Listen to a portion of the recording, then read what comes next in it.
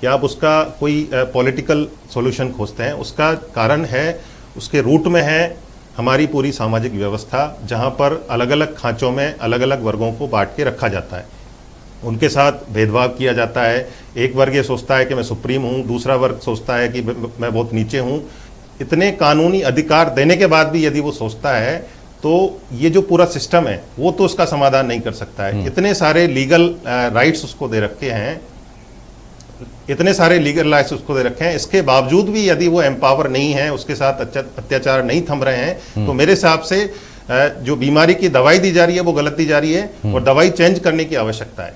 अच्छा अवधेश जी, इसके साथ साथ एक विश्लेषक थे, उनका आज इस बारे में मैं जब बातचीत कर रहा था उनसे, उनका कहना था कि देखिए जो आपने कहा ना कि दवा कहीं और खोजी जा रही है, मर्ज कहीं और है और इलाज कहीं और खोजा जा रहा है, और जहां मर्ज है उसको समझने वाले ऐसे सयाने भी हैं।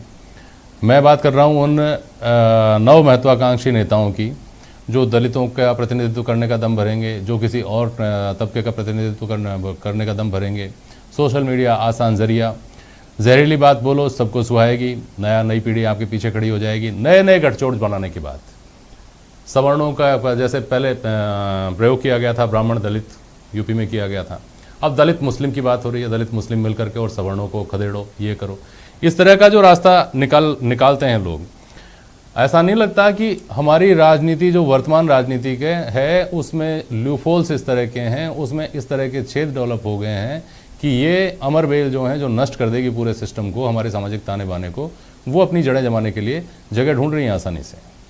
राजनीति देखिए इस मुद्दे पे अपनी रोटियां सेकती है, अलग चीज है। हाँ, मैं आपके पास भी आता हूँ। हाँ बोलिए बोलिए। राजनीति अपनी रोटियां सेकती है, जैसे बीजेपी यूपी को नहीं दिखाना चाहती यूपी में क्या हो रहा है, और कांग्रेस इस मुद्दे पे जो जीरो टॉलरेंस है वो नहीं मुद्दे पे अपनाना चाहती। जो ग्रास रूट लेवल पे राजस्थान में पूरे के पूरे जिलों में हमारे पास जो डेटा आ रहे हैं उनमें ये है कि कंसर्न एमएलए कंसर्न पुलिस को बचाता है, और राजस्थान में विशेषकर पुलिस पे। ठीक है सर, अवधेश अवधेश। हाँ जेपी जी, देखिए जो आपने जितने भी मुद्दे यहाँ पर गिनाए वो सारे के सारे जो अपनी राजनीतिक जमात है उसके गिनाए। राजनीतिक जमात को वो मुद्दे ही सूट करते हैं या वो परिस्थितियां ही सूट करती हैं जो उनके वोट बैंक को आकर्षित करें, वो उसको कंसोलिडेट करें।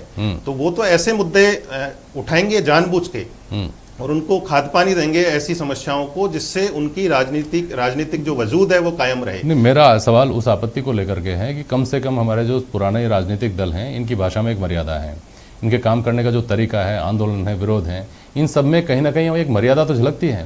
ये जो राजनीति की चाह लिए हुए और कुर्सी की चाह लिए हुए नए चेहरे आ रहे हैं जो सो कॉल्ड किसी एक वर्ग की रहनुमाई करते हैं, उसके मसीहा बन के सामने आते हैं, वो तो हमारी जो परंपरागत मतलब हमारी मर्यादा है, गरिमा है, उसको तार तार करने पे तुले हुए हैं। ऐसा नहीं है क्या उद्देश्य को दिया? बिल्कुल बिल्कुल जेपी जी, आप ठीक कह रहे हैं। बिल्कुल इस तरह के कुछ नए चेहरे नए प्रयोगों के साथ, नए हथियारों के साथ राजनीति में कूदे हैं, जिनका कोई इस तरह का सामाजिक उत्तरदायित्व नहीं है, केवल एक उनकी राजनीतिक महत्वाकांक्षा है किस तरह से उस दरार को और चौड़ा किया जाए और उस समाज विशेष में अपनी स्वीकार्यता और बढ़ाई जाए। इसे मौका क्यों देती है? इस तरह के यही सवाल है राज्य सरकार क्यों मौका देती है? मेघवाल साहब, यही सवाल है। लेकिन राज्य सरकार भले ही गलती पर हो, ये समाज की जिम्मेदारी भी समाज को समझनी चाहिए कि वो इस बात को बेहतर तरीके से समझे कि कहाँ कौन किस दरार को ज़्यादा चौड़ी करने की कोशिश कर रहा है, उसके इरादों को कामयाब नहीं होने दिया जाए। मुकेश पारिक साहब, सवाल उठाया आपने राजस्थान के बारे में, सवाल उठा रहे हैं स्वर्णिम चतुर्वेदी यूपी के बारे में। स्वर्णिम जी, आता हूँ आपके बारे में, आपके पास भी।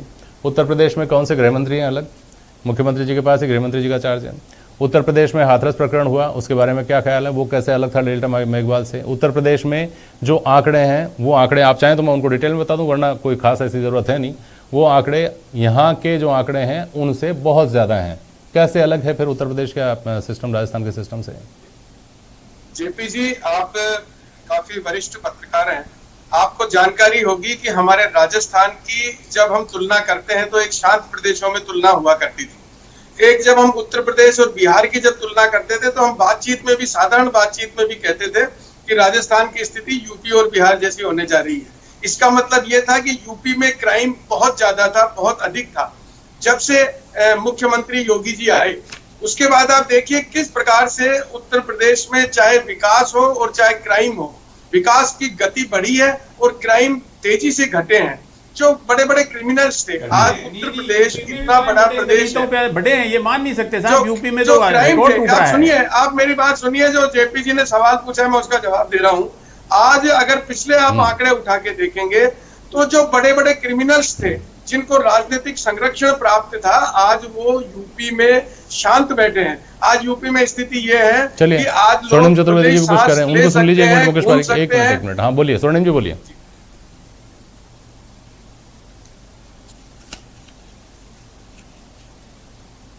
बोलिए स्वर्णिम जी, बोलिए।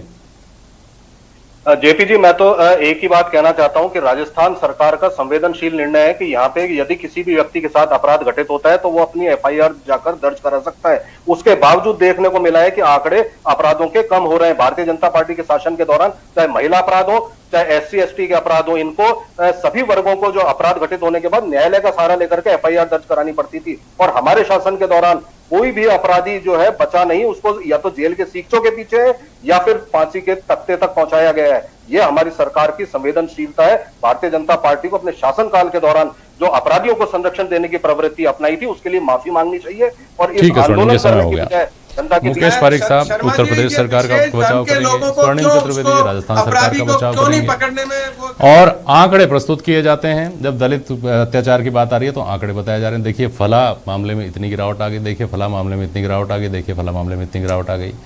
ये आंकड़े, मुझे लगता है उदय जी, आखिरी टिप्पणी मेरी ये है कि ये आंकड़े उतने ही विश्वसनीय हैं अत्याचार से पीड़ित आदमी के लिए जितने महंगाई से त्रस्त आदमी के लिए मौद्रिक जो आंकड़े हैं ना, कि रेपो रेट तो इतनी गिर गई और रिवर्स रेपो रेट देखिए ये हो गई और इन्फ्लेशन रेट इतनी गिर रही है और अब तो विकास दर GDP इतनी पहुंच गई है। इन आंकड़ों से मुझे नहीं लगता कि आम आदमी, जो आंकड़ों से जिसका पेट नहीं भरता, उसको अंदर से क्या फील आ रहा है, उसके अंदर से क्या भाव आ रहा है सिस्टम को लेकर के, वो महत्वपूर्ण है। उसकी नब्ज पर हाथ रखने की कोशिश करेंगे तो बेहतर होगा। बहुत शुक्रिया आप सभी का आज प्राइम डिबेट में शामिल होने के लिए। आज के लिए बस इतना ही। नमस्कार।